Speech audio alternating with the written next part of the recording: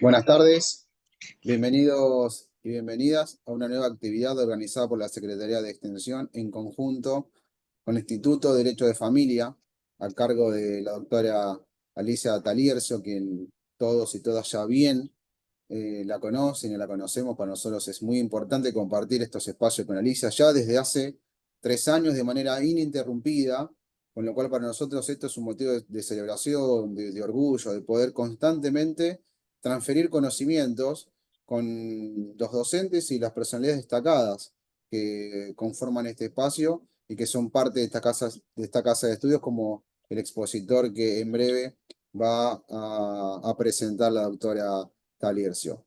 Antes de darle la palabra y comenzar con la actividad, es importante recordarles que una vez que finalice la exposición del invitado, van a poder hacer las consultas que consideren pertinentes al chat donde dice Secretaría de Extensión. Emiliano Heredia las va a leer al finalizar la actividad, la exposición del doctor. Luego, recuerden también que antes de finalizar la actividad, tienen que completar a través del chat. Les vamos a dejar un link donde van a tener que completar sus datos para recibir el certificado de asistencia. Y por último, comentarles que en caso que deseen utilizar o solicitar el material que va a compartir el expositor en este espacio, lo van a tener que solicitar a través del correo electrónico en el cual se inscribieron. Ahora sí, sin más, le voy a ceder la palabra a Alicia Talierzo, quien formalmente va a presentar la actividad, y la escuchamos atentamente. Muchísimas gracias, Ezequiel, Emiliano, siempre presentes, a la facultad todo y a todos y cada uno de ustedes por estar cada lunes acompañándonos en estas hermosas charlas. Bueno, para mí hoy es un lujo presentar a una persona que aprecio muchísimo, una persona que es un estudioso, un luchador por los derechos, especialmente de los grupos vulnerables, como es el doctor Jorge Erasmo Villalba. El mismo es vocal de la Cámara de Apelaciones Civil, Comercial, Laboral y de Familia de Oberá, provincia de Misiones, así que le agradecemos que acerque a otras provincias a nosotros.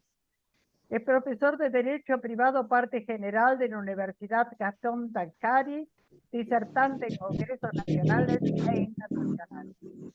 Es más, quiero que lo escuchemos, que es un lujo, y nos va a hablar hoy sobre un tema tan trascendente que tantos problemas traen siempre, reflexiones sobre el régimen de comunicación y contacto. Así como en otras charlas hemos visto los problemas de la parte alimentaria, especialmente de los niños, hoy vamos a ver la otra cara de la misma moneda, que es el régimen de debida comunicación. Jorge, muchísimas gracias por estar. Este auditorio es todo. Muchísimas gracias, Alicia. Muchísimas gracias a la autoridad de la universidad. Realmente es un placer cada vez que me invitan. Espero estar a la altura de las expectativas, y siempre la idea es reflexionar sobre algún tema que pueda ser trascendente. Por ahí son pequeños aportes, no se trata de algo novedoso, sino más bien de afinar un poquito más la ciencia, la reflexión, la razón sobre temas que son de utilidad y temas que se dan a diario en la actividad profesional. Así que esa es la idea. Para poder trabajar vamos a compartir el material y van a ser pequeñas reflexiones sobre dos cuestiones principales, ¿sí? La idea es trabajar sobre los derechos, en principio, como están establecidos, y después trabajar un poquito más sobre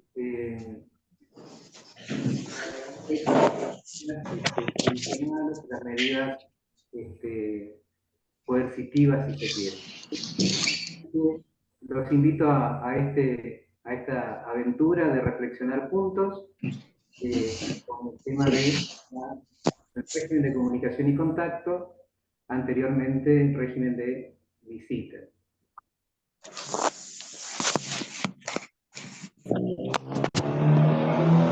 En cuanto a los derechos que se pueden establecer, normalmente se habla de derecho y de deber, pero aparece normalmente como un derecho que le corresponde perdón, voy para atrás, un derecho que le corresponde a los adultos, ¿sí? Y un mutuo derecho y deber de ambos progenitores. Y la idea es avanzar en la idea de todas las personas que están involucradas en este derecho-deber de comunicación, pero sobre todo la trascendencia que tiene para el desarrollo de la persona menor de edad, para la persona de niña y adolescente, ¿sí? Entonces, ¿qué ocurre? Cuando están en convivencia matrimonial o convivencial, también puede haber problemas de comunicación y contacto. No es que no tuvieran, a veces justamente la queja es que no hay suficiente comunicación entre padres e hijos, porque la situación de trabajo, la situación de obligaciones, hacen que estar todo el tiempo fuera de casa, con poco tiempo, y últimamente con el tema de la tecnología, hay también problemas de convivencia, pero en realidad este problema de convivencia social no es lo que abarcamos, sino la idea de esta situación de convivencia que se pueda generar como conflicto social. Entonces, cuando hay convivencia, ¿sí? Cuando cesa esta convivencia matrimonial, cesa la convivencia también, la convivencial, la unión convivencial, el tema es quién queda a cargo del cuidado personal, que son cuestiones que se derivan de la responsabilidad parental. Y ahí, cuando el cuidado personal del hijo, de la hija, es compartido y es indistinto, no habría tantas dificultades, entendemos, del tema de la comunicación y contacto, y por eso a veces es el régimen preferido. Pero cuando ya es alternativo, ya genera también esta situación de movimiento, y por supuesto que también todo lo que eso implica, tanto para el niño como para los progenitores. Y cuando es asumido por ambos, evidentemente la comunicación no sería un tema de discusión, porque en ese tiempo de compartir con los hijos, o sea, en ese tiempo en que están a cargo del cuidado, también ya van compartiendo con los hijos. El tema es cuando ejerce uno solo, cuando solicita uno solo el régimen de cuidado personal, porque allí evidentemente hay que cuidar la situación del otro progenitor, progenitora, que tiene que tener también la debida comunicación, además del resto, de cumplir con el resto de las responsabilidades que implica el Instituto de la Responsabilidad Parental. No solamente los alimentos, sino también preocuparse por el cuidado, preocuparse por la educación, pedir información respecto de lo que está haciendo, y también, por supuesto, realizar los actos en forma conjunta, aquellos que requieren del consentimiento de ambos. Pero muchas veces este es un problema, porque la situación del cuidado personal para uno de los progenitores tendría que estar basado básicamente en cuestiones que tienen que ver con una lejanía, una situación de trabajo, pero esta situación de cuidado personal unilateral siempre se va de la mano con el tema de la denuncia de un progenitor hacia el otro para demostrar de que no es apto para el cuidado parental.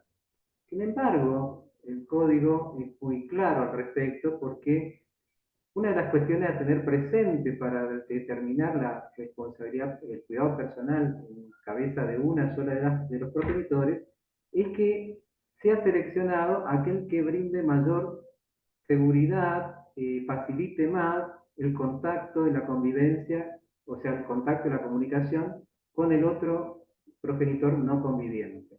O sea que en definitiva la idea es de que se puedan mantener estos vínculos y no justamente utilizar esta herramienta del pedido de la responsabilidad parental, del pedido del cuidado personal unilateral como una herramienta para atacar al otro progenitor y para dejarlo sin contacto. Justamente es todo lo inverso.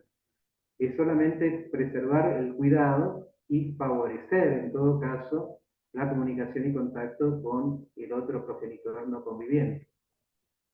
Pero no es el único caso que tenemos en cuenta para el tema de determinar la situación de comunicación, porque tampoco son los únicos que pueden comunicarse y tener contacto los progenitores, sino que también aparecen en la lista de los parientes y aparecen en principio los parientes que tienen derechos y deberes alimentarios. Por eso aparecen los ascendientes, los descendientes, los hermanos bilaterales y unilaterales, pero agrega el artículo siguiente, que es el 556, ahí está mal, la idea era poner un paréntesis, quienes justifiquen un interés afectivo legítimo. Esto está muy abierto, ¿sí? No está definido. Es para todo aquel que pueda acreditar esta situación. Quienes pueden tener este contacto, seguir manteniendo la relación con este niño, niña y adolescente, y podrían ser varios entonces. También aparece la idea de la familia de origen, cuando estamos hablando de la adopción, que tiene derecho de comunicación con el adoptado o adoptada. En este caso, me atrevo por ahí a invitarlos a ver, si es que ya no lo vieron, Marca de la Vida o Marca de Vida, que es una película que está estrenando Netflix y está interesante en cuanto a esta comunicación que se genera entre adoptados y la familia de origen. Solamente para tenerlo presente como un dato anecdótico e interesante, cómo lo trata en la película más que nada. Por ahí, si a alguno le interesa, esta está ahora emitiéndose. También está la situación para tener en cuenta.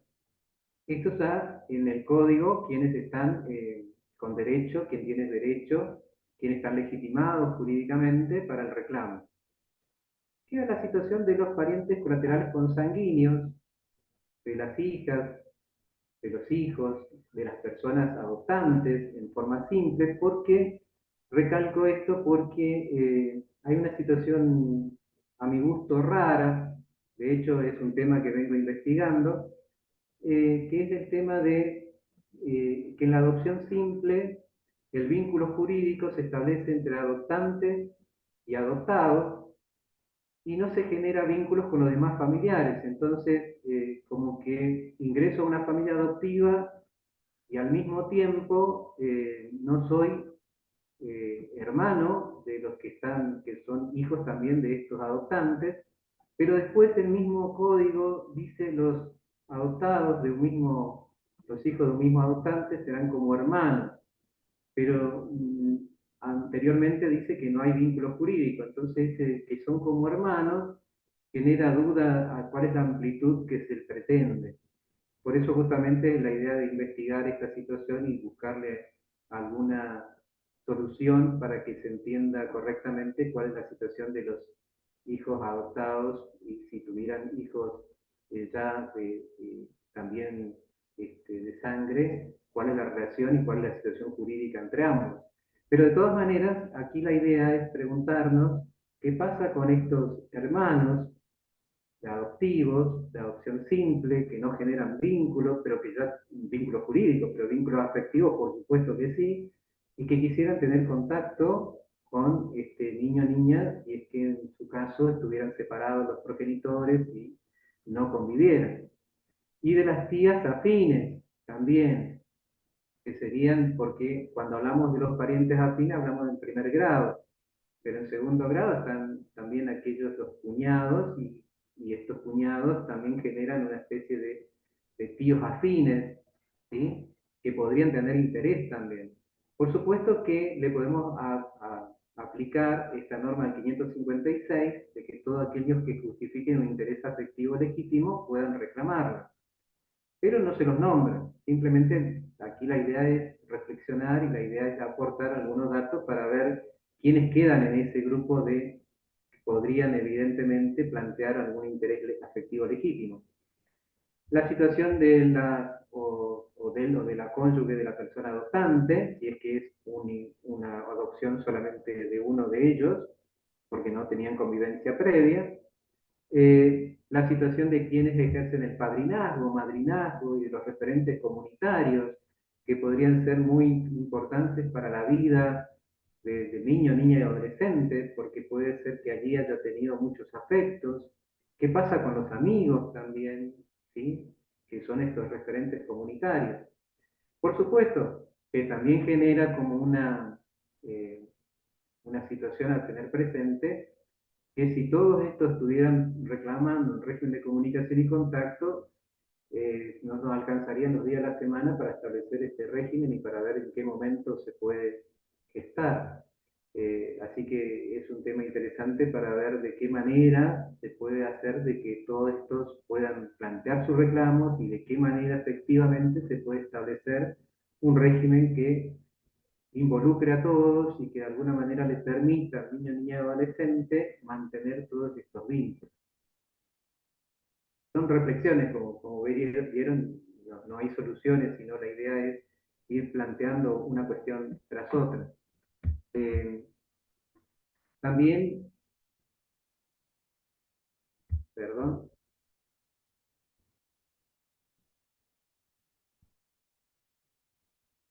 en este caso, la idea es compartir también algunas cuestiones que ya se fueron a la jurisprudencia y la que uno encuentra publicada.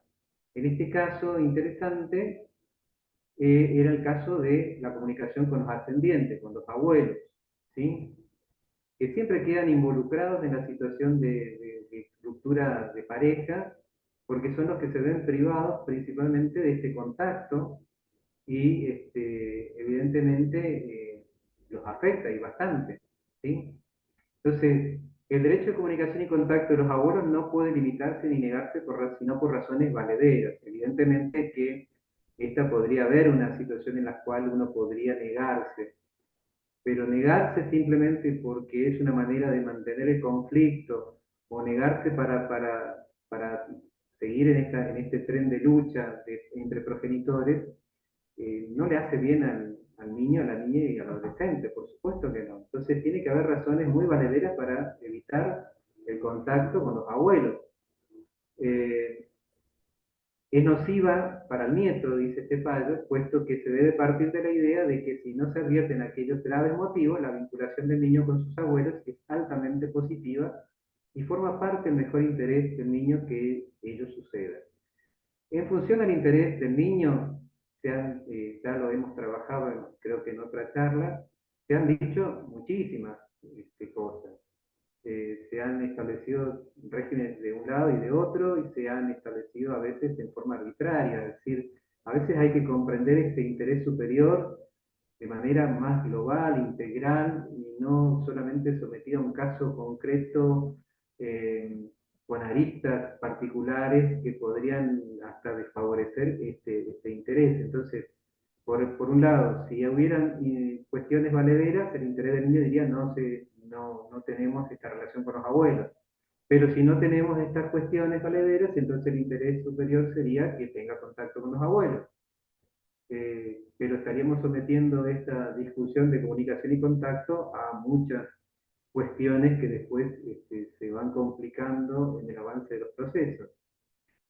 Aquí la idea también es relacionarla, como verán en este fallo, con el paradigma de protección integral de la infancia. Recoge el derecho del niño a mantener y preservar vínculos con los miembros de la familia ampliada y de su comunidad, que esto es lo que establece en la Convención de los Derechos del Niño, habla de los referentes comunitarios, lo que incluye el contacto no solo con sus parientes, abuelos, hermanos, padres, afín, sino además con padrinos, amigos, vecinos, exconvivientes y demás allegados que constituyan referentes afectivos y representen vínculos significativos en su historia de vida.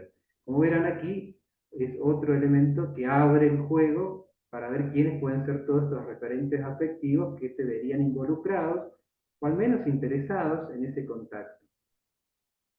La desvinculación de las figuras afectivas de referencia de un niño es de gran costo emocional, pues supone la brusca desaparición de una habitualidad, de una cotidianidad. Creo que allí está un poquito el eje, es decir, cuando hablamos de que se mantenga la situación, el estado de cosas, el statu quo, es también mantener, y cuando favorecemos el centro de vida, es justamente favorecer que se mantengan y no se pierdan esos contactos que hacen a su historia de vida, por supuesto.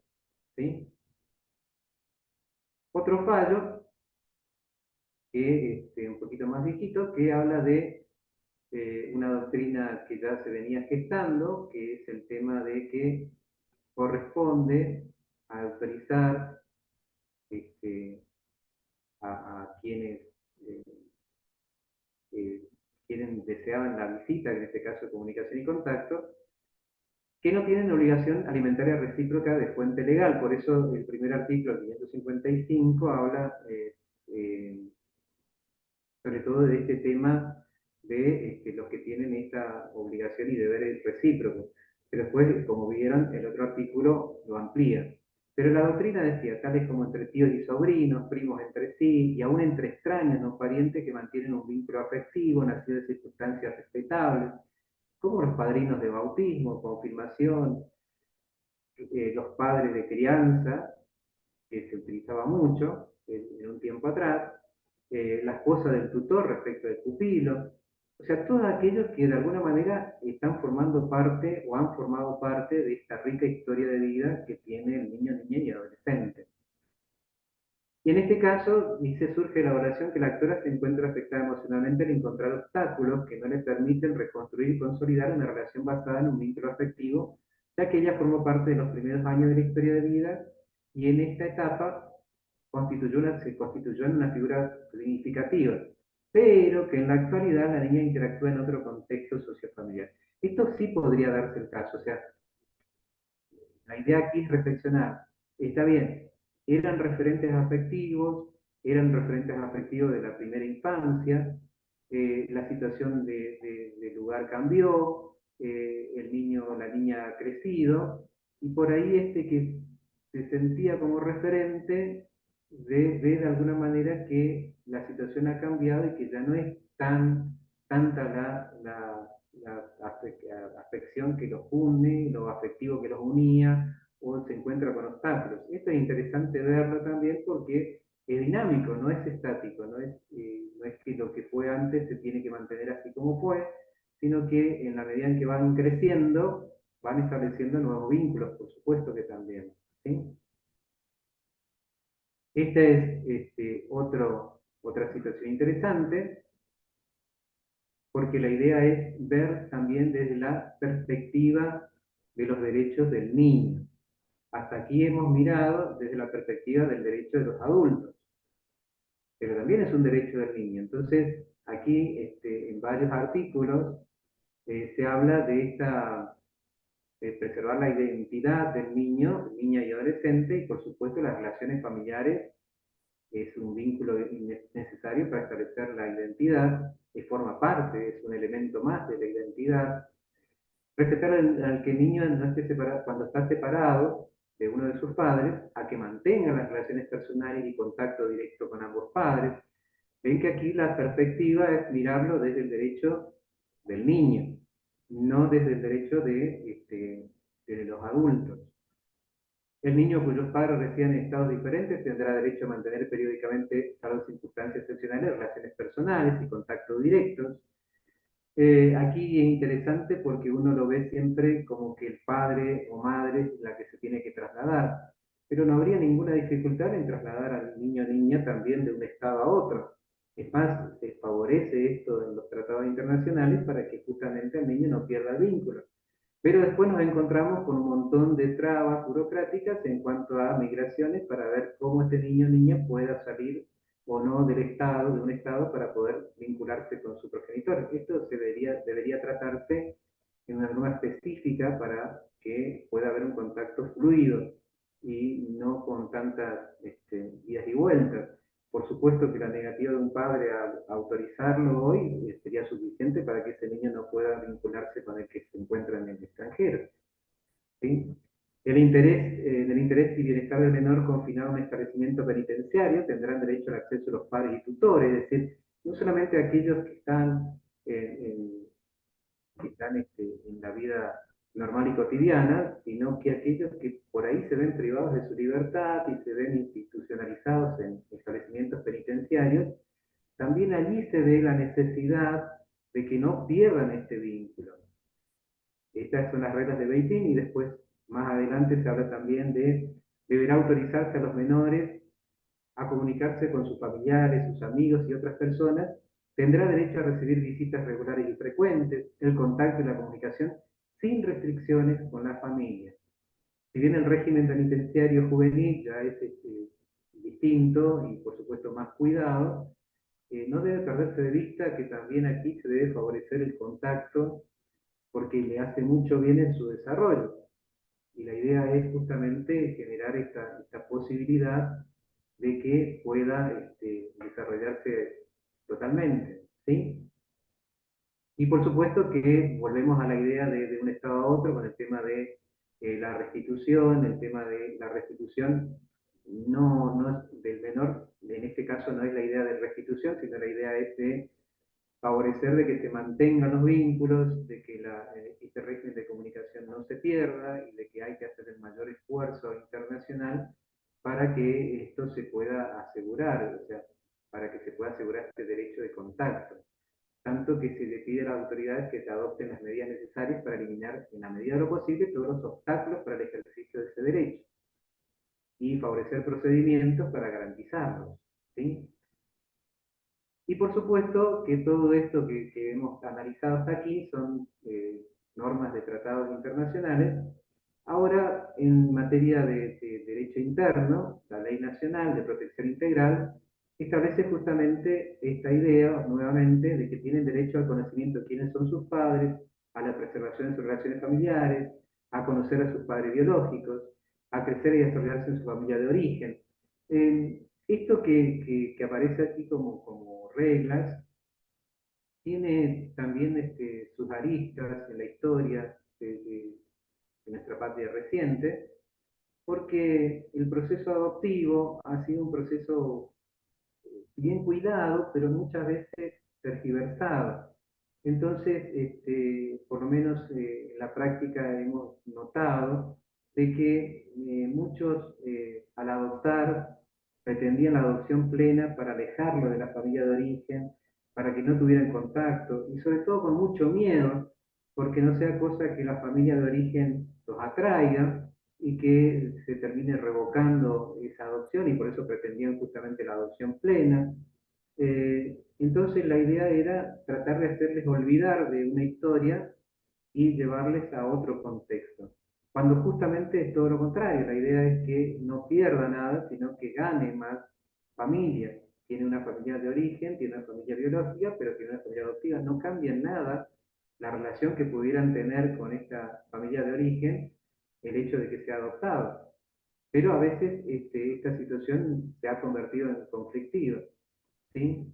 Eh, a mantener de forma regular y permanente el vínculo personal y directo con sus padres, aun cuando estos estuvieran separados, o pesar sobre cualquiera de ellas denuncia penal o sentencia, o estuvieran los padres incluso privados de libertad, ¿sí? Institucionalizados. Se debe favorecer en todo momento el contacto del niño, niña y adolescente, ¿sí? Ahora, antes de entrar en estos fallos, yo me hacía esta pregunta y esta reflexión, que es una de las que quiero compartir. Hasta aquí se han intentado varias medidas para, a veces, para forzar el vínculo del hijo con el padre, porque se entiende que está manipulado que se encuentra manipulado por el otro progenitor, porque se habla del síndrome de alienación parental, todo esto, y entonces de terapias para el niño. Genial, pero ¿qué pasa con con los adultos cuando se niegan los adultos a esta relación. ¿Cómo los obligamos a mantener este vínculo? Porque desde el niño nos encargamos de llevarlos a terapia, hacerles encuentros casi forzados, guiados, provisorios, de alguna manera supervisados. Pero ¿qué pasa cuando un adulto es el que se opone a esta relación? ¿Podemos obligarlos? Si los obligamos, de esa manera aseguramos que va a haber una buena comunicación entre progenitores e hijos e hijas. Eh, Queda la duda, ¿no? Pero, ¿qué es lo que se ha hecho en este tiempo?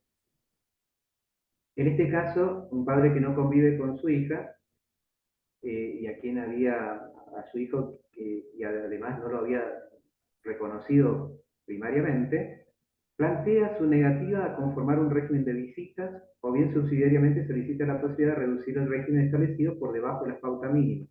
Las pautas mínimas eran eso que tienen al final, una visita de 2 horas cada 2 meses.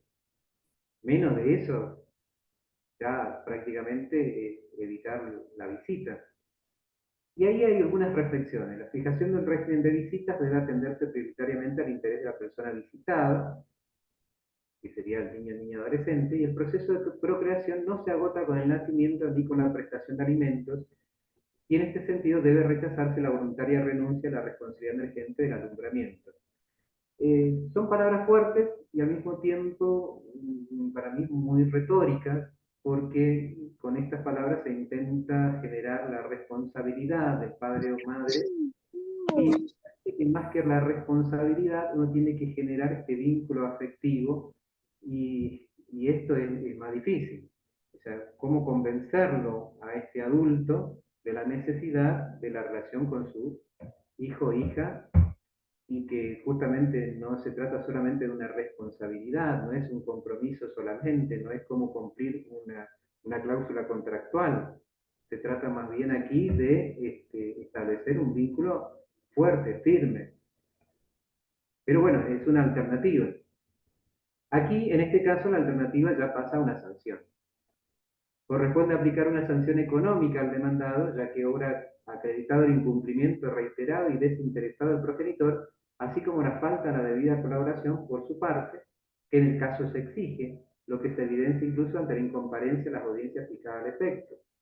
Entonces, una manera de obligarlo, de hacerlo coercitivo, es aplicarle una sanción económica.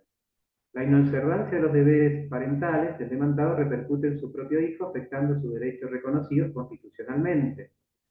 El incumplimiento en la ejecución de lo acordado, que deliberadamente ejerce el progenitor en lo que refiere al régimen de comunicación con su hijo, a más de afectar a este último, perjudica de igual modo a la progenitora, porque aquí se hace una mirada con perspectiva de género, porque ha sido solamente ella la que ha llevado adelante, la que tiene que, de alguna manera, no solamente solventar los gastos, aquí la idea es también solventar lo emocional.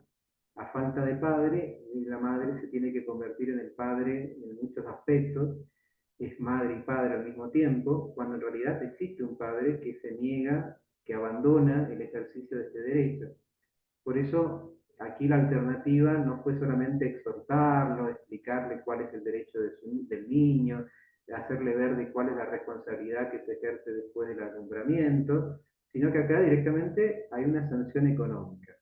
El hecho de que el demandado, no cumpliendo el deber de comunicación respecto a su hijo, afectó en forma directa los derechos de la progenitora, se vuelve acá como mujer, en tanto acarreó el peso de ser en la práctica la única encargada del cuidado diario del niño.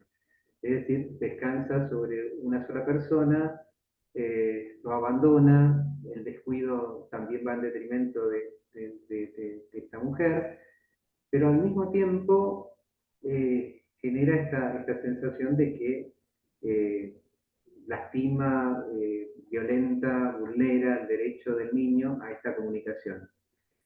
Ahora, como reflexión, uno diría, ¿esta sanción económica va a cambiar el afecto de esta persona o lo va a constreñir a cumplir un régimen obligado y que podría ser a veces más perjudicial en cuanto a la relación que se pueda generar en estos contextos. Cómo se cuida de que al mismo tiempo de que tenga que venir, aunque sea obligado, esa relación sea intensa, buena, una buena comunicación, algo que permita el desarrollo integral del niño y al mismo tiempo le genere mayores responsabilidades al progenitor, progenitora en ese contacto. Este es un caso donde las partes establecen un régimen provisorio supervisado, múltiples audiencias, reiterados incumplimientos, denuncias penales, que también hablan de actitud obstruccionista, que a veces la obstrucción no es solamente del padre que está desinteresado en esa comunicación, sino del otro progenitor o progenitora que impide ese contacto. Y en este caso, aquí se hace lugar al cambio de cuidado personal a favor del padre, invirtiendo el régimen comunicacional. Aquí, esta es una medida fuerte, normalmente en la práctica a veces se establece como una alternativa, señalando de que en caso de obstrucción y en caso de impedimento de contacto, la alternativa sería cambiarlos de lugar al niño, niña y adolescente. La reflexión es si esto de alguna manera no termina siendo una sanción también para el niño o niña que tiene que cambiar su centro de vida frente a estas actitudes de los adultos. Pero a veces es la alternativa que ¿sí? Otra situación, aquí se ha homologado el acuerdo al que arriban las partes respecto al régimen de visitas de sus hijos, se resuelve que en caso de producirse algún incumplimiento, y aquí viene una batería de medidas, ¿sí? El tribunal podrá disponer, sin más trámite, el cambio inmediato del régimen de cuidado personal de los hijos en común de las partes, los que quedarán bajo el cuidado exclusivo del progenitor cumplidor, sin que exista pernocta alguno de los niños en el domicilio del otro, mientras que el régimen de contacto de los niños con el progenitor incumplidor será sumamente reducido y controlado. O sea, son todas sanciones, ¿sí? Y no podrá extenderse por más de 2 horas y no más de 2 veces por semana, aplicándose tal estrictez por un lapso de 180 días, al cabo del cual decidirá qué corresponde aplicar respetando el interés superior. Aplicar una multa, en este caso ya está establecido el monto, para cada acto de incumplimiento, como si fuera un interés punitorio, ¿sí? La que se devengará, o unas 30, se devengará en beneficio de las contrapartes. Una vez producido el incumplimiento, el tribunal puede adoptar cualquiera de estas medidas, o ambas a la vez, según considere pertinente. O sea, en el caso anterior vimos que había una sanción económica que se aplicaba. En este caso, acá se advierte de que de no cumplir podrían existir estas medidas, o una o ambas. Son estrategias jurisprudenciales para ver de qué manera el adulto que se niega a la relación con sus hijos pueda de alguna manera someterse a la misma, pero insisto, tendríamos que encontrar la manera de que sea más voluntaria, no tan, tan exigida, tan constreñida, ¿sí? Aquí se habla más bien de otra situación, que es el tema de la posibilidad de visita cuando los padres están institucionalizados, o sea, un pedido de prisión domiciliaria, pedía en este caso el padre, para poder hacerse cargo de los 2 hijos.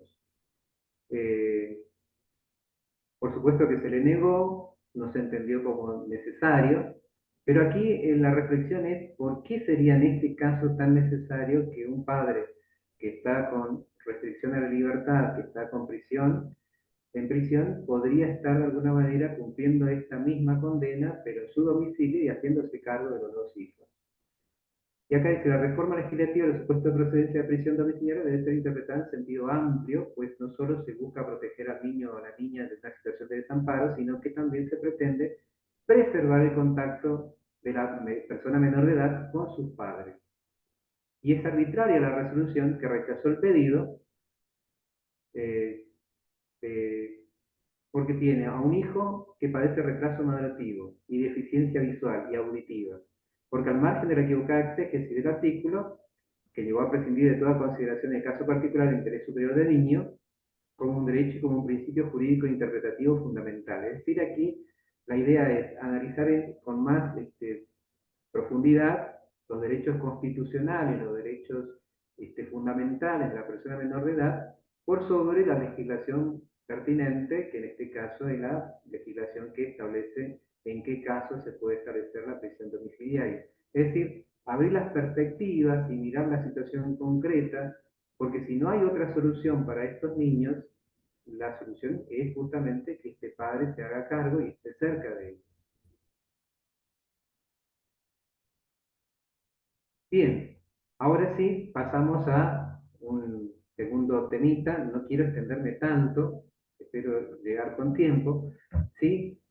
La primera reflexión, como vieron, era el tema de qué hacemos con los adultos que se niegan a esta relación de comunicación y contacto. La segunda tiene que ver con las medidas coercitivas y provisionales, y estos son los artículos de arranque para reflexionar. El juez puede imponer al responsable de incumplimiento reiterado del régimen de comunicación establecido por sentencia o por convenio medidas razonables para asegurar su eficacia. Este artículo está dentro del marco de los derechos del parentesco, ¿sí? Que después se aplican, por supuesto, en el tema de responsabilidad parental, pero es clarito esta redacción en esta parte del código, y se habla de imponer medidas razonables para asegurar la eficacia de la comunicación y contacto. Estamos hablando otra vez de medidas coercitivas frente a aquel que obstrucciona la comunicación y contacto, pero podríamos también aplicarla para aquel que se niega a cumplir un régimen sin que hubiera obstrucción de la otra parte. Deducida la acción de nulidad o de divorcio, o antes en el caso de urgencia, el juez puede tomar las medidas provisionales necesarias para regular las relaciones personales entre los cónyuges, y entre ellos está disponer un régimen de alimentos y el ejercicio del cuidado de los hijos. No está expresado concretamente el tema de comunicación y contacto, pero resulta, por supuesto, implícito en el tema del cuidado de los hijos. Ahora, se habla de la acción de nulidad o de divorcio, o antes de ello. Acá el tema a reflexionar es si también en las acciones propiamente de comunicación y contacto podría haber medidas cautelares de comunicación provisoria o provisional, previo a decidirse en la especie cuál es el mejor sistema de relación que pudieran tener las partes, ¿sí? Porque si no, de lo contrario, a veces la sentencia de comunicación y contacto llega un poco tarde, y después para construir ese sistema se necesita otra vez de bastante tiempo, porque como no estaban habituados a esta relación, por supuesto que se generan problemas de relaciones entre aquellos que no se veían por un buen tiempo, ¿sí? Estos fallos nos hacen reflexionar también, ¿sí? De Tigre, Buenos Aires, que dice que hasta tanto puedan ambos progenitores establecer por sí una nueva organización familiar y por sobre todo una sana vinculación entre sí y con el adolescente, resulta necesario el auxilio de la justicia, no solo con el objeto de dirimir o resolver conflictos, sino también como una justicia de acompañamiento, persiguiendo la intensa búsqueda de la afectividad en sus resultados, que es lo que veníamos planteando en el caso anterior. Desde esta perspectiva, el juez puede y debe adoptar medidas eficaces, urgentes y transitorias a través de un accionar prudente, activo y oportuno, con un criterio de razonabilidad, adoptando disposiciones que son verdaderas medidas cautelares, urgentes, de prohibición y prevención, de cumplimiento efectivo bajo mandato judicial. Es decir, abrir la posibilidad de que desde la judicatura se establezcan medidas razonables para, en este caso muy concreto del que estamos analizando, es que mientras tanto definamos con todos los informes científicos, con todos los informes preliminares, médicos, psicológicos, de asistencia social, cuál es el régimen más adecuado, exista por lo menos un pequeño contacto durante ese tiempo, porque de lo contrario, esperando a que se resuelva la cuestión definitiva, pasa mucho tiempo y después ese contacto se genera como dificultoso, ¿sí?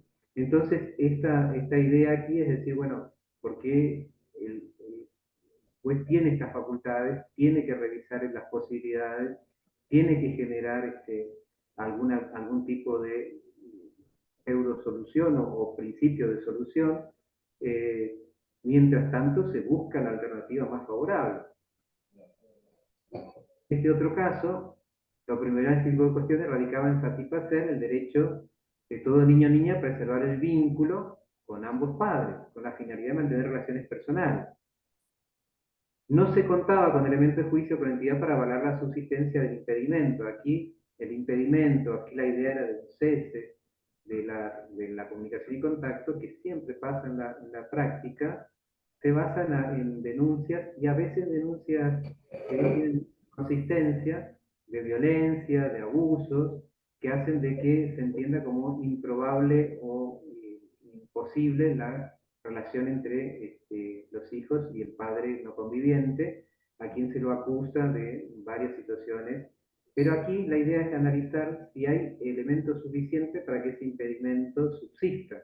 De lo contrario, se tiene que levantar esa barrera, ese obstáculo, y permitir ese contacto con los hijos, y por supuesto sin descuidar los informes interdisciplinarios.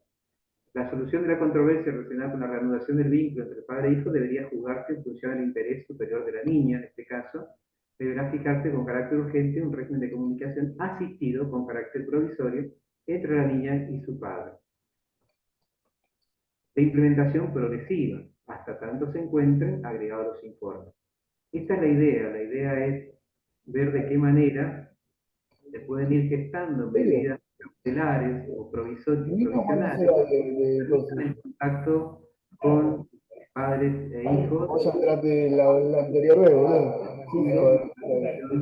Terrible. Qué caradura. De acuerdo a todos los informes. Años, boludo. Ya con eso ya está. Aquí tenemos otra situación en Mendoza que habla de la procedencia parcial del territorio solicitado hasta tanto se resuelva. Y en este caso el equipo de intervención social es el que sugiere, ¿sí? Y advirtiendo las dificultades de consensuar los efectos de la responsabilidad parental, adhiero al dictamen de la asesora en este caso, instando a que sean ambos progenitores incluidos en terapia especializada en relaciones de familia para dirimir el conflicto adulto persistente en aras de coadyuvar a la preservación de los lazos familiares.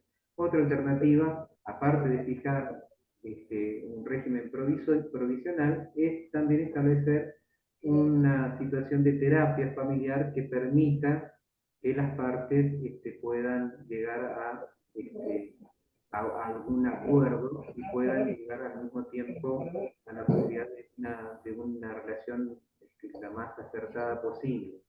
Insisto también en que en todo el derecho de familia hay una amplitud y una flexibilidad que se debe mantener, porque todo es móvil, todo es variable, todo es flexible, y a veces no se puede tener situaciones definitivas en estos casos, ¿sí? Así que estas dos reflexiones sobre el tema de la responsabilidad de los adultos, la negativa de los adultos, qué podemos hacer cuando se niegan los adultos, y esta otra, las medidas precautorias cuando hay una falta de relación y es necesario establecerla provisionalmente hasta tanto se tome la definitiva. Por tanto, muchísimas gracias por la atención dispensada y quedo a la guarda de las consultas que sean necesarias. Muchísimas gracias, mi querido Jorge, como siempre, clarísimo, didáctico y acompañando siempre con la última doctrina y jurisprudencia que tanto nos ayuda. Simplemente voy a hacer un pequeñísimo agregado, que es lo que me parece siempre. Nunca nos olvidemos de escuchar al niño en estas situaciones, porque ellos a veces nos clarifican mucho qué es lo mejor para ellos en estos contactos, independientemente de lo que quiera la madre o lo que quiera el padre, ¿no? Qué interesante es el poder escuchar a los chicos en ese aspecto. Bueno, le voy a pedir a Emiliano, si estás por acá, Emiliano, no sé si hay preguntas. Sí, acá estoy. Ahí voy a leer una pregunta. Luis Vélez pregunta, ¿en qué edades del niño o niña o adolescente en donde se ve más vulnerable el régimen de comunicación? Tal cual. Sí, las edades, yo no lo relativizo, sino que digo, depende de la situación, porque todo el tema está en la madurez que vaya teniendo el niño, la situación de necesidades que también se van detectando. Establecer edades para la comunicación puede terminar siendo arbitrario. Es decir, todo niño o niña tiene derecho a este contacto, tiene derecho a esta comunicación, y por supuesto que cuando más edad tiene más conocimiento, tiene más relaciones, tiene más historia, y por supuesto se puede sentir más afectado que cuando es muy chiquito, que por ahí recién está teniendo ese primer contacto. Pero de todas maneras, siendo un derecho del niño y también del adulto, no le pondría una edad para establecer cuándo es más conveniente. O sea, yo creo que toda situación de relación entre padres e hijos se debe favorecer cualquiera sea la edad.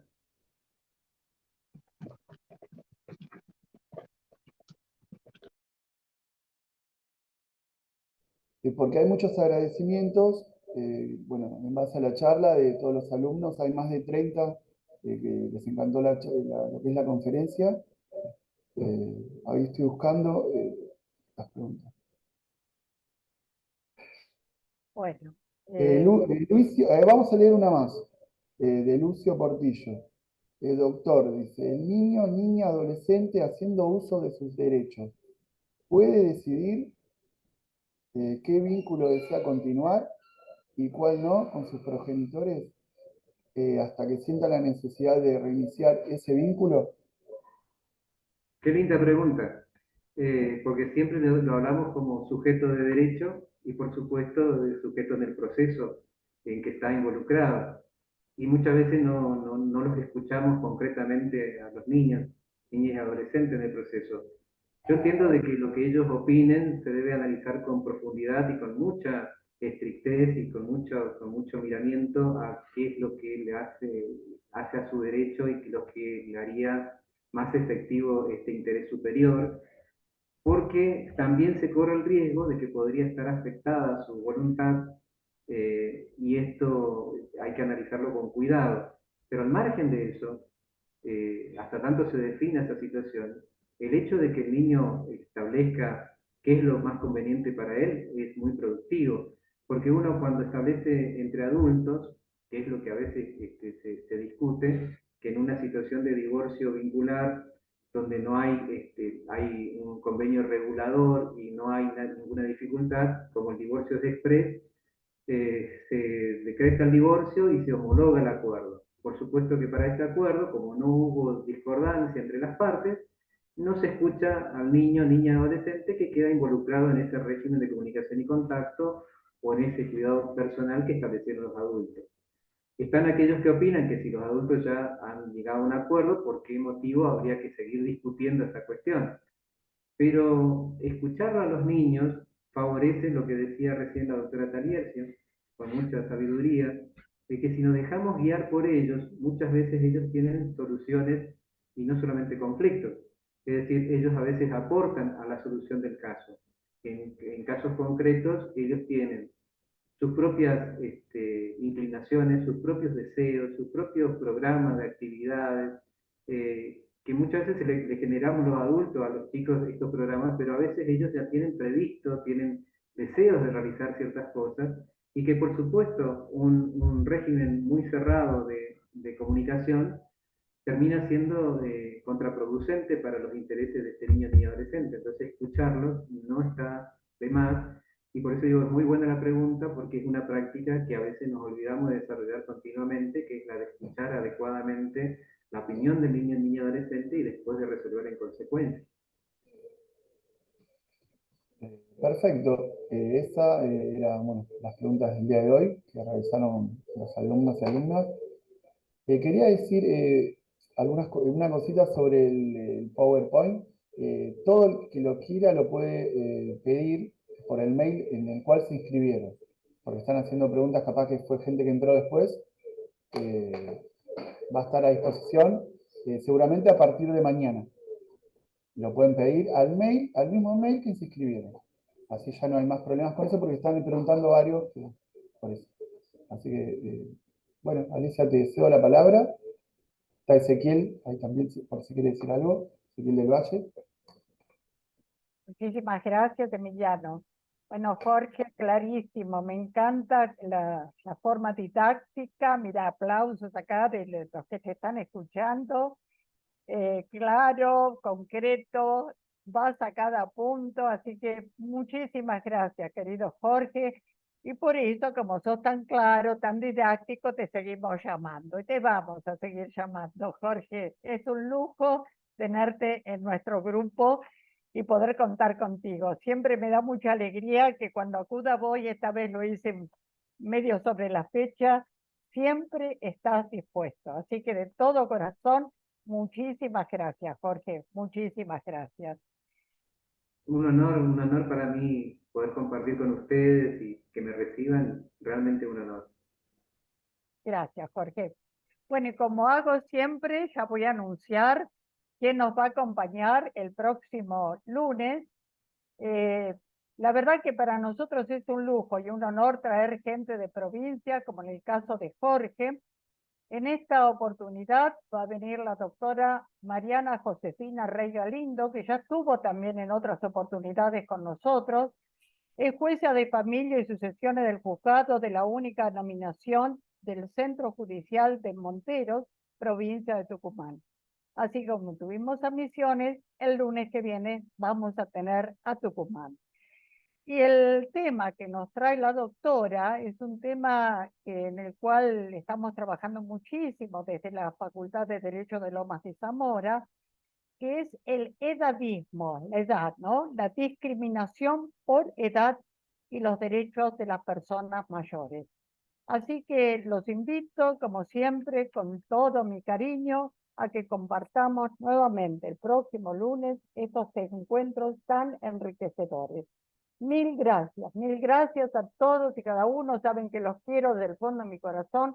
Gracias nuevamente, Jorge, nos vemos el lunes. Hasta el lunes.